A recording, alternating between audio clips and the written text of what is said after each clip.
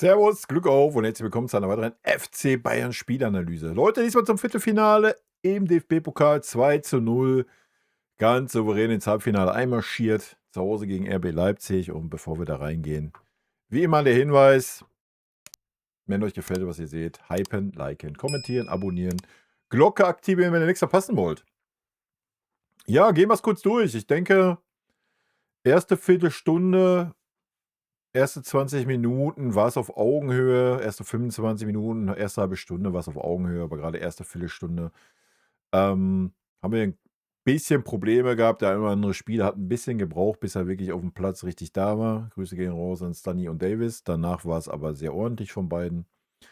Generell habe ich keinen bei uns in der Mannschaft gesehen, der wirklich schlecht war, aber da kommen wir in der Einzelbenotung zu. Ich denke, wir haben es im Stile einer Spitzenmannschaft heute runtergespielt, hört sich ein bisschen wild an, aber am Ende des Tages schon, ja? Wir haben geduldig gespielt, wir haben auf unsere Chancen gewartet, man hat gesehen, welcher Matchplan da war.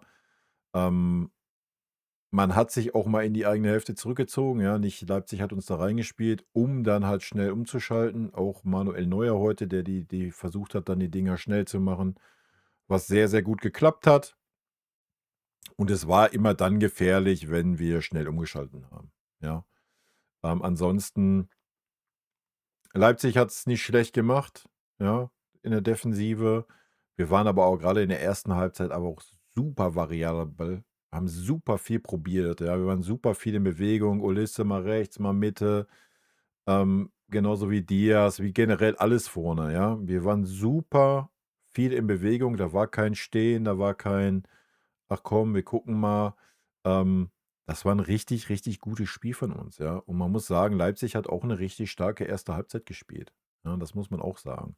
Das war ein Spiel auf Augenhöhe mit vielleicht den kleinen Chancen plus bei uns, aber das war ein sehr, sehr gutes Spiel, ja. Ähm, Jetzt nicht immer hoch, runter, ja. Es gab auch Phasen, wo es dann ein bisschen zäher war, wo es abwartend war, wo viel Ballbesitz war. Aber ja, wir reden über ein K.O.-Spiel, Leute, ja. Also und es steht zu 0:0. Da gehst du halt auch nicht, wie ein Stier aufs rote Tuch, ja. Deswegen, wir haben ein aus meiner Sicht taktisch überragend gutes Spiel gemacht, ja. Ein überragend gutes Spiel. Wir haben die richtige Mischung gehabt zwischen Stabilität, ja, auch unser Außenverteidiger, aber auch, wenn es sein musste, rein. Ja, wenn man gesehen hat, wie weit Stunny aufgerückt war teilweise oder auch Alphonso Davies. Aber wir haben es dann halt abgesichert, ja? Wenn Alphonso Davies vorne war, dann war halt Lucu als Linksverteidiger meistens da, ja? Auf der anderen Seite ist Kimmich oft eingesprungen dann auf diese Position. Also, das war heute rundherum eine sehr, sehr starke Leistung, ja? Und wenn wir so die K.O.-Spiele, die kommenden angehen. Leipzig ist jetzt nicht der überragende Gegner, ist aber mit Sicherheit auch keine Laufkundschaft, ja. Also, gerade die erste Halbzeit. Zweite Halbzeit war es eigentlich eine, ja, ich meine, dann ab der 60. mit den Toren war es eh gelaufen, ja. Das war ein bisschen enttäuschend, muss ich sagen. Hm, Jetzt mal auf Leipziger Seite. Ey, es steht 2:0 nach 67 Minuten so. Du weißt, dass du mit Nachspielzeit definitiv noch eine halbe Stunde Zeit hast und ja, wenn das alles ist, was du dann auf die Kette kriegst. Entweder waren wir so überragend dann, ja, ähm, können wir natürlich so verkaufen, aber mir war das dann viel zu wenig. Da war gar kein Glaube mehr da bei Leipzig. Ja, da war einfach kein Glaube da, kein Aufbäumen, kein: „Komm, wir schmeißen jetzt mal alles nach vorne mit der Brechstange.“ Ja, dann fängst du dir das 3:0, dann fängst du dir das 4:0. Ja, aber wen interessiert das? Ja, so, was soll sich Leipzig jetzt fürs 2:0 kaufen, weißt du? Also, da hätte ich mir noch mal 'n bisschen mehr Feuer gewünscht. Ich meine, die Emotionen waren dann noch mal da, ne, weil so Kleinigkeiten da waren und Pavlo noch mal 'n bisschen gezeigt hat, wo der Hase hämmert. Hat mir sehr, sehr gut gefallen. Generell die Einstellung der Mannschaft über 90 Minuten von jedem einzelnen Spieler. Da nehme ich heute keinen aus. Ähm, War 100% Fokus, ne? Das war sehr, sehr gut. Ja. Von daher aus meiner Warte völlig verdient weiter. Auch wenn es eine erste Halbzeit vielleicht auf Augenhöhe über weite Strecken war. Aber am Ende, gerade auch bedingt durch die zweite Halbzeit, war es ein hochverdienter und eine klare Nummer. Gut, wir werfen einen Blick in die Statistiken der Bayern-Seite. Das sage ich immer dazu, weil die sind manchmal ein bisschen wild unterwegs. Ballbesitz 59, 41, Abseits 3-1, Fouls 11, 14, Zweikampfquote 43, 56. Ey, das kann ich wieder nicht glauben, Alter. Das kann ich wieder nicht glauben. Schüsse aufs Tor 7-1, Schüsse insgesamt 12-7, Ecken 4-6, angekommene Pässe 525, 338, Flanken 12-6. Schüsse insgesamt: Harry Kane 5, Michael Olise 3, Luis Diaz 2, Torschussvorlagen, Olise 1. Gewonnene Zweikämpfe: Olise 6, Danny 5, Kane 5. Ballkontakte 100 Kimmich, Uppa 89, Pavlo 82. Gefoult worden, wie immer. Schenken wir uns. Gut, damit geht's schon rein in die Benotung. Vinny heute sehr engagiert auch. Sehr engagiert an der Seitenlinie. Sehr engagiert auch im Gesprächen mit dem 4. Offiziellen, ja. Also Vinny war auch on fire. Hat mir sehr, sehr gut gefallen. Hat das vorgelebt. Zur Aufstellung. Ja, am Ende des Tages war klar, dass diese Aufstellung so kommen wird. Und so wird die Aufstellung auch gegen Bremen vielleicht nicht, aber danach die 3 Spiele wird diese Aufstellung auch sehr wahrscheinlich genauso laufen. Ja. Vielleicht wird mal Conny anfangen für Stani, aber wenn ich Stanis Leistung die letzten Wochen sehe, geht das eigentlich auch nicht. Kommen wir gleich zu, ich schweife ab. Note für Vinny.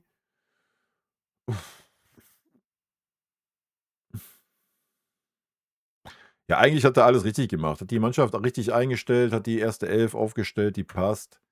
2-0, ganz souverän runtergespielt, wenn auch natürlich in der ersten Viertelstunde mit ein bisschen Spielglück, wenn man sich die eine Szene anschaut. Wenn man sich dann das war nicht in der ersten Viertelstunde, wenn man sich aber dann die Elfmeterszene dann noch anschaut, was kein Elfmeter gewesen wäre, sondern außerhalb, ja, darf der Faber da nicht eingreifen, ne? Fangen wir nicht wieder das Thema an. Ich schweife schon wieder ab. Note Vinny heute 1,5 von meiner Seite. Punkt. Warum? Ja, guckt euch das Spiel an. Die Mannschaft war top eingestellt. Jeder Spieler war voll fokussiert. Ja, wir haben die richtige Taktik gehabt. Wir haben die richtigen Mittel gehabt. Wir haben das schnelle Umschalten versucht. Ob das über Manu war, ob das dann über Olise war, über Helby, über Luis mit einem Ball, ob es selbst über Serge war. Ansonsten haben wir Phasen gehabt, wo wir viel Ballbesitz hatten, auf Sicherheit, wo wir dann Leipzig auch ein bisschen rausgelockt haben. Für mich war es fast perfekt. Wir wollen uns aber ein bisschen Luft nach oben lassen, von daher eine 1,5. Gut, Manu hat heute auch ein sehr, sehr starkes Spiel gemacht. Ja, das muss man mal ganz klar sagen. Ich überlege gerade, ob ich irgendwas gesehen habe, was irgendwie ansatzweise schwach war, wo es mal wackelig war. Ja, vielleicht die eine Hereingabe von Diomande, die quer durch den Strafraum ging. Aber ansonsten, ich gebe Manu heute genau wie Vinny eine 1,5. Ja, hat 1, 2 Bälle überragend gehalten, die er halten musste. Und hat 3, 4 Mal versucht, das Spiel wirklich schnell zu machen. Ja, einmal der Schiri da noch abgepfiffen, völlig sinnbefreit. Genau das, wofür wir ihn Obig eigentlich gelobt hatten, ne, wo wir gesagt haben, das fehlt bei Manuel Neuer so ein bisschen, hat er heute gezeigt, dass er es immer noch kann, wenn es denn gebraucht wird. Ja. Und heute war es gebraucht, weil es ja dadurch Leipzig in Unordnung war, wenn wir schnell umgeschalten haben. Und ja, hat Manu sehr, sehr gut gemacht. Gut, von oben nach unten, Alphonso Davies. Ja, Alphonso Davies, viel gescholten von mir. Ob zu Recht oder nicht, wird die Zukunft zeigen. Heute war es nach der ersten Viertelstunde sehr, sehr ordentlich. Ja, sehr, sehr ordentlich. War auf jeden Fall ein Schritt in die völlig richtige Richtung.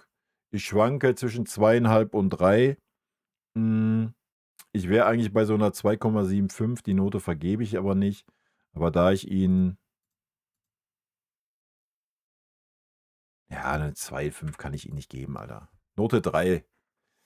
Ich wollte sagen, weil ich ihn in letzter Zeit so geschunden habe, gebe ich ihm eine 2,5, aber wenn ich mich an die 3 hereingaben, also es hat sich ja nicht geändert. So, ja, wenn der Spieler durchkommt oder wenn der Spieler 1:1 gegen Alphonso Davies ist, war heute auch dreimal der Fall von Diomande, hat er den Ball reinschlagen können. So, das hat sich nicht verbessert bei Alphonso Davies. Was heute besser war, dass er gar nicht so oft in diese Situation reinkam, dass er in der Vorwärtsverteidigung schon Bälle weggemacht hat, ja? Das war heute sehr, sehr gut. Was auch gut war, dass er sich heute sehr, sehr hoch und viel, offensiv eingeschaltet hat. Ja, nicht jetzt mit so viel Auswirkung vielleicht, aber der Mut, das zu tun gegen diesen Gegner, ja, das hat mir imponiert, das war gut. Einmal musste er auch seinen Speed ausspielen, hat er souverän gemacht. Von daher war es im Großen und Ganzen 'ne ordentliche Leistung. Zum Glück ist aus diesen 3, 4 Hereingaben, die da kamen, nichts passiert, ne? Ich erinnere noch mal an den Ball, der da quer durch den Strafraum ging. Das fällt natürlich auf, wenn ihr darauf achtet. Das ist natürlich nicht, also, Alphonso Davies hat heute nicht eine Hereingabe verhindert. Ja, er hat 'n paar Sachen verhindert, indem er den Ball schon vorher erobert hat, bevor man überhaupt erst in diese Position kam, um den Ball hereinzugeben. Das war besser, ja. Deswegen Note 3, aufm richtigen Weg. Die erste Viertelstunde war schwach, ja, war richtig schwach. Ja, da war er kaum da, wurde teilweise vorgeführt von Diomande. Ähm, Meiner Meinung nach hat Leipzig es dann verpasst, über seine Seite zu spielen. Leipzig hat sich dann verlagert, mehr über Stanisics Seite zu spielen, warum auch immer, und mehr durch die Mitte. Ähm, Hätte Leipzig konsequent die erste halbe Stunde über Alphonso Davies Seite gespielt, hätte er gar nicht die Sicherheit gefunden, ne? Das haben sie ein bisschen verpasst, zum Glück für uns. Wie gesagt, danach war es ordentlich von Fonsi. Er kam immer besser ins Spiel und zweite Halbzeit war es ordentlich, ja. Es war Note 3, ja. Gut, kommen wir zu beide Innenverteidiger, die können wir heute wieder über einen Kamm scheren. Ähm, Eigentlich wie die ganze Saison über können wir sie sehr positiv über einen Kamm scheren, ne? Jonathan Tah von meiner Seite heute Note 2. Ganz unaufgeregtes Spiel mal wieder. Ähm, Auch im Spielaufbau, ja, die Bälle auch mal scharf nach außen gespielt, nach vorne wegverteidigt, mal Kopfbälle gewonnen. Wenn es sein musste, auch mal 'n Foul gezogen, was sehr, sehr selten der Fall war. Und genau das, was ich gerade erzähle, können wir eins zu Upper übertragen. Upper hat sogar noch ein bisschen mehr, gerade erste Halbzeit hat Upper ja gefühlt mehr Bälle nach vorne gespielt wie Josh, ja? Wie oft Josh den Ball auf Upper oder Tah gegeben hat und die Bälle dann nach vorne gespielt haben, anstatt dass er mal versucht, den Ball nach vorne zu spielen. War sehr auffällig. Hat Upper auch sehr ordentlich gemacht. Hatte ein, 2 Kleinigkeiten, ja, in der Vorwärtsverteidigung, wo er dann mal 'n Ball nicht geholt hat, oder einmal, wo er dann auch 'n kleinen Wackler drin hat, hat er dann selber wieder weggemacht. Alles gut, ja, alles gut. Von meiner Seite Note 2. Sehr souveränes Spiel von beiden Innenverteidigern. Ja, kommen wir zu Stunny. Stunny 1:1 dasselbe. Stunny ganz klar Note 2. Ähm, Hätte er nicht die schlechte Anfangsphase gehabt, ähnlich wie Alphonso Davies, so die ersten 10 Minuten, dann wäre es auch 'ne 1,5 sicher wahrscheinlich geworden, ja. Da hat er 1, 2 nicht so gute Zweikämpfe geführt, aber ansonsten danach, Stunny war, das Zusammenspiel mit Michael wird immer besser, ja, das muss man mal ganz klar sagen. Das war heute sehr, sehr gut und sehr, sehr auffällig. Ähm Aber auch wie Stunny dann unser Spiel von der Rechtsverteidigerposition aus interpretiert, ja? Das ist ja immer das, was ich sagte. Das hätte auch ein Kimmich tun können, ja? Und Stunny hat heute super viel Einfluss auf unser Offensivspiel gehabt von dieser Position aus, ja? Ihr müsst euch mal den nicht nur die Torvorlage angucken, sondern mal den Ball davor, ja, der überhaupt erst mal von Stunny dahin gespielt wird und dann weitergeleitet wird zur Torvorlage. Den Elfmeter, den er rausgeholt hat, ja, dass er da im Vollsprint als Außenverteidiger in diesen Raum läuft. Hat Davies auf der anderen Seite übrigens genauso getan, ja, in ein, 2 Szenen. Deswegen, wie ich ja sagte, Note 3 für Fonsi. Und Stani für mich heute wieder ein sehr, sehr starkes Spiel, ja. Also, Stani super auffällig in der Rückrunde und wie gesagt, für mich der Rechtsverteidiger. Nicht nur, weil er das Spiel auch sehr, sehr stark von dieser Position aus gestalten kann, wie er heute wieder gezeigt hat. Eben auch, weil das Zusammenspiel mit Michael immer, immer besser wird. Ja, das ist schon so langsam auf Conny-Niveau. Und was er den großen, großen Vorteil hat zu Conny Leimer, ja, um das mal ganz klar zu sagen, ist einfach das defensive Verhalten. Ja. Nehmt nur das Spiel davor gegen die TSG, wie oft ein Stunny dann auf der Innenverteidigerposition war und in höchster Not geklärt hat. Heute übrigens auch einmal, ja. Wo Opa super aufgerückt ist, dann rückt ein Stunny halt nach innen. Ja. So, das kann aber ein Conny Leimer nicht. Wie auch. Der ist halt kein gelernter Verteidiger, ja. Das ist für Stunny aber ein No-Brainer. Deswegen ist Stanisic als Rechtsverteidiger so, so, so wichtig für diese Mannschaft. Und ein bärenstarkes Spiel heute wieder. Gut. Kommen wir zu Pavlo. Ja, Pavlo geht den Weg weiter. Auch er sehr, sehr konstant die letzten Wochen. Ja, das muss man auch mal hervorheben. Wenn wir uns das mal angucken in der Rückrunde, 2,53, 2,533, 2,5, 2, 2,5. Und ich sehe ihn heute auch wieder bei einer 2,5. Ja, super konstantes Spiel. Ja. Vielleicht sogar eine 2 heute. Wir könnten sogar eine 2 machen. Komm, wir machen eine 2 heute. Ja, ich erinnere mich noch an den Schuss, den er genommen hat. Der Torwart überragend gehalten. War kein schlechter Schuss. Ja, freut mich, dass er auch regelmäßig jetzt in diese Position wiederkommt, Pavlo. Ja, das hat über lange, lange Zeit hat das gefehlt. Da hat so dieses, ja, ich habe es die letzten Wochen immer gesagt, diese Emanzipation von Kimmich, hat man so das Gefühl gehabt, ne? Die ist voll da. Also Pavlo heute auch wieder versucht, das Spiel teilweise super schnell zu machen, teilweise in die Breite zu machen, aber auch mal sehr langsam zu machen, mit Querpass-Toni-mäßig, ja, aber nicht mehr nur. Ja, es war in der Hinrunde oft, dass er nur Querpass-Toni war. Er hat aktuell die genau richtige Mischung. Auch um in der Defensive mitzugehen, die Wege zu machen, mal eine Grätsche anzusetzen, aber im richtigen Moment auch vorne da zu sein in den richtigen Räumen und auch da das Spiel zu gestalten. Ja, sehr, sehr gut gerade. Sehr, sehr gut. Ja.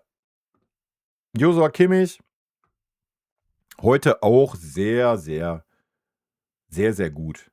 Denke auf dem richtigen Weg. Ich fand Pavlo heute ein bisschen auffälliger in der Zentrale. Josh bekommt von mir die 2,5. Aber auch da, ich glaube, das ist seine beste Note in der Rückrunde. Ja. Josh hat mich heute auch überzeugt, auf jeden Fall, mit seiner Präsenz. Ja. Auch wie er dann Pavlo an der Seite genommen hat und erstmal zusammengefaltet hat, dann mit seiner gelben Karte, mit dem Gerangel. Genau richtig. Josh war heute Führungsspieler. Das sage ich nicht oft über ihn, aber heute hat er das mal ausgestrahlt auf dem Feld. Ja. Er war heute nicht so super auffällig in der Spielgestaltung wie vielleicht sonst, ja. Nicht so viele Chipbälle, hat aber ein paar gute Ecken, ein paar gute Flanken geschlagen bei den Freistößen, das war okay. Aber muss er auch nicht sein in diesen Spielen. Ja, das kann ja sein, wenn wir gegen, was weiß ich, jetzt ohne das abwerten zu meinen, irgendeinen aus dem unteren Drittel in der Bundesliga, da kann der Josh ja auch vorne rumtänzeln und machen und tun und kann meinen, er ist der große Zampano und macht einen auf Zinedine Zidane. Völlig fein. So wie heute, so wie Kimmich heute war, das erwarte ich von Josh in diesen Spielen auch. Ja? Bisschen defensiver, bisschen mehr der Organisator, war oft ganz hinten, war oft auch auf der Rechtsverteidigerposition, wenn Stani super weit vorne war aber auch öfter zwischen den Innenverteidigern, hat aber auch mal eine Dreierkette, habe ich gerade schon gesagt, gebildet, indem er dann auf die Rechtsverteidigerposition gegangen ist. War aber auch sehr präsent im Gegenpressing, so 10, 15 Meter in der gegnerischen Hälfte, ja. Aber er ist halt nicht vorne den Torwart angelaufen zum Beispiel, ja, was er in manchen Spielen sinnbefreit tut. So, heute hat er die richtige Balance gehabt, das war gut, ja. Er war auch in den richtigen Räumen defensiv da, das war auch sehr, sehr gut. Und dann ist das eine sehr, sehr starke Kombo mit Kimmich und Pavlovic. Ja, das haben wir schon mal gesehen am Anfang der Saison über 6 Spiele. Wenn Kimmich sich da zurückhält und Pavlovic auch die Luft zum Atmen gibt, ja, dann harmoniert das sehr gut. Und da war Kimmich heute auf dem richtigen Weg wieder. Man hat es auch gesehen, dass Harry Kane sich nicht so oft hat fallen lassen müssen, damit wir überhaupt ein Offensivspiel gestalten konnten. Ja. Hat er dann in der zweiten Halbzeit dann öfter mal getan, macht Heavy aber immer, wenn wir in Führung gehen, dann sichert er erstmal ein bisschen mit ab und so weiter. Aber ansonsten war das heute nicht notwendig, ja. Und das liegt auch daran, dass die Abstimmung wieder viel, viel besser ist zwischen Kimmich und Pawlovic in der Zentrale. Und Josh heute halt auch mal defensiv ein bisschen präsenter war und da auch mal Zweikämpfe gewonnen hat, ja. Und nicht so irgendwelche Bälle vertändelt hat und sonst was. Das war heute sehr, sehr gut, ja. Gut, weiter geht's zu Luis Diaz. Luis Diaz heute, ja, erste Halbzeit vielleicht nicht so auffällig, ja, ging aber auch nicht so viel über die linke Seite. Ähm, ja, und der Chancentod hat sein Tor gemacht. Mit der ersten Chance, die er hatte, ganz souverän, ja. Ähm, vielleicht heute nicht das super auffällige Spiel im Sinne vorbereiten und so weiter, wobei zweite Halbzeit auch sehr, sehr gut war, aber auch erste Halbzeit, wie er auch mitgearbeitet hat. Ja, das sage ich ja. Wenn Alphonso Davies dann mal super weit aufgerückt ist, dann war Luis Diaz Linksverteidiger. Ohne zu mosern, ja. Das siehst du bei einem, ja, Olisse arbeitet auch mit nach hinten, so keine Frage, auch genauso stark heute, ja.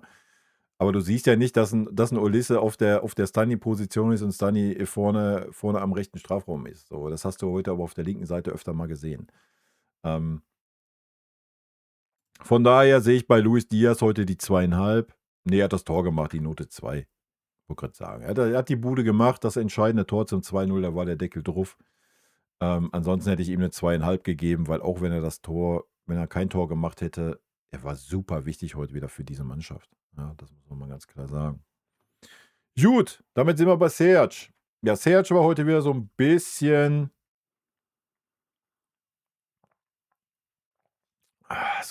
träge teilweise. So ein bisschen hat man ihn.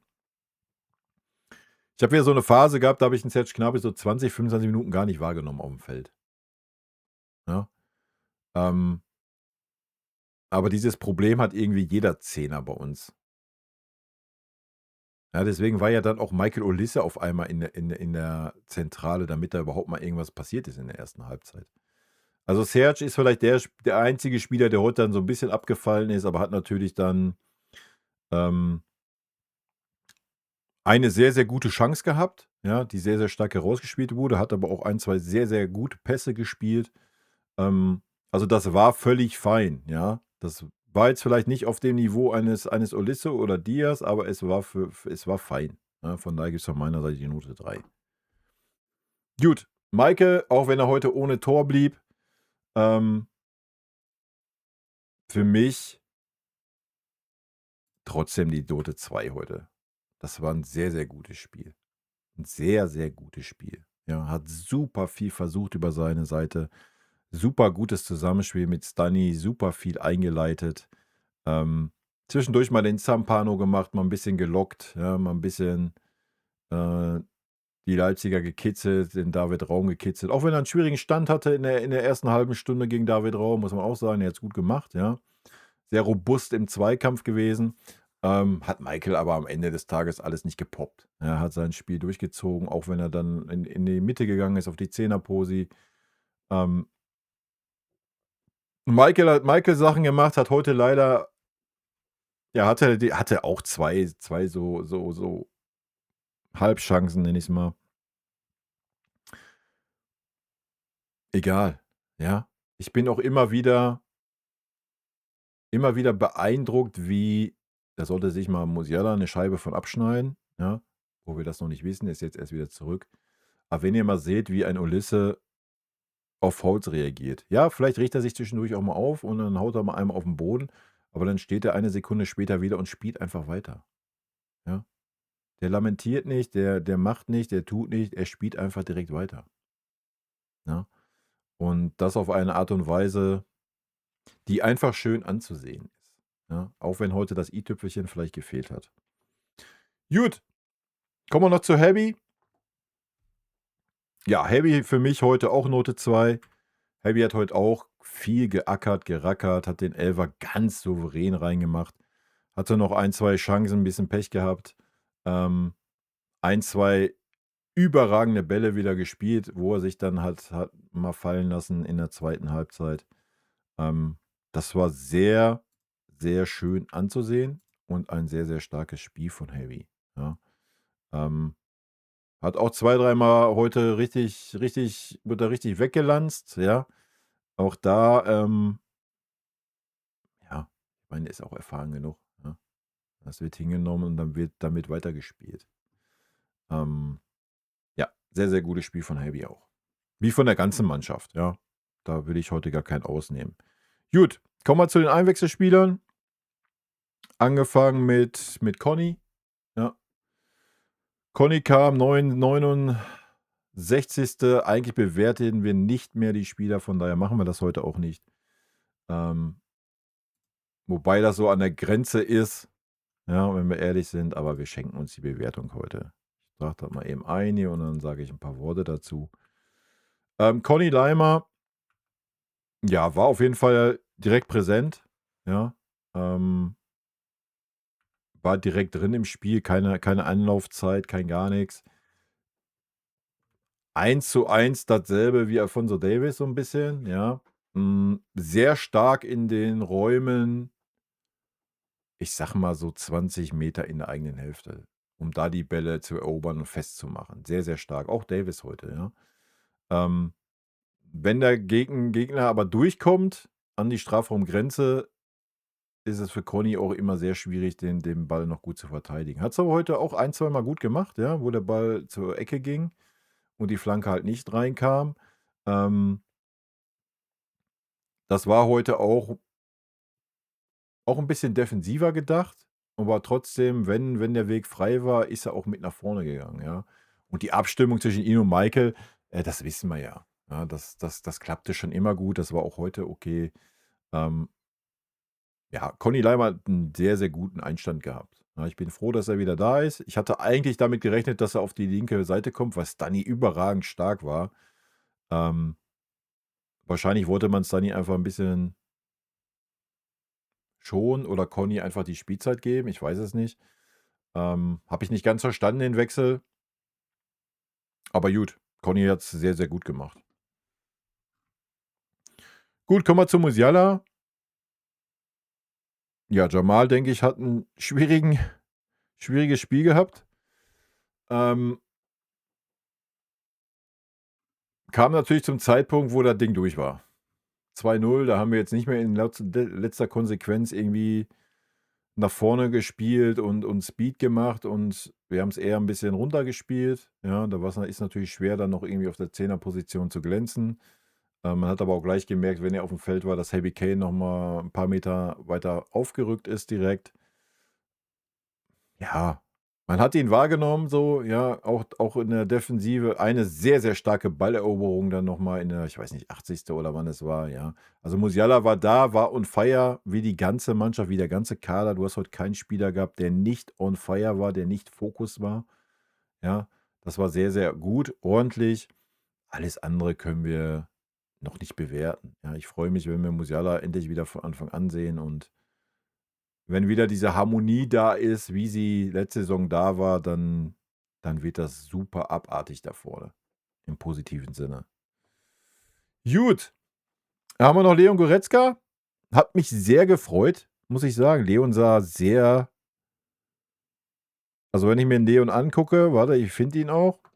Ich mir 'n Leon angucke, würde ich behaupten, der wechselt zu Thomas Müller in die Major League Soccer, oder? Schon mal den Bart wachsen lassen und wuschig auf dem Kopf. Ja, irgendwie. Irgendwie so, ja, weiß ich auch nicht, ey, ich mache jetzt den Rebell hier irgendwie. Leon kam rein, war präsent, hat gute Bälle gespielt, war safe, war sicher. Hat mich auch gefreut, wo Leon reinkam, dass angestimmt wurde, gute Freunde. Ich mag ihn einfach vom Typ her. Ja, Leon ist ein super Typ. Ähm, ich habe es mehrfach gesagt, für mich passt er nicht mehr so richtig in diese Mannschaft fußballerisch. Da kann er aber auch gar nichts für. Ich fand es gut von Vinny, dass er ihn gebracht hat. Ihm auch das noch mal, er ist jetzt er ist im 8. Jahr auf seiner Abschlussreise so, ja. Dann ist es natürlich schön, wenn das Spiel gelaufen ist, wenn man ihn dann noch mal reinbringt, ja, in so 'n Pokalspiel zu Hause und er diese Momente noch mal mitnimmt. Ja, das finde ich völlig fein, deswegen hat's mich gefreut.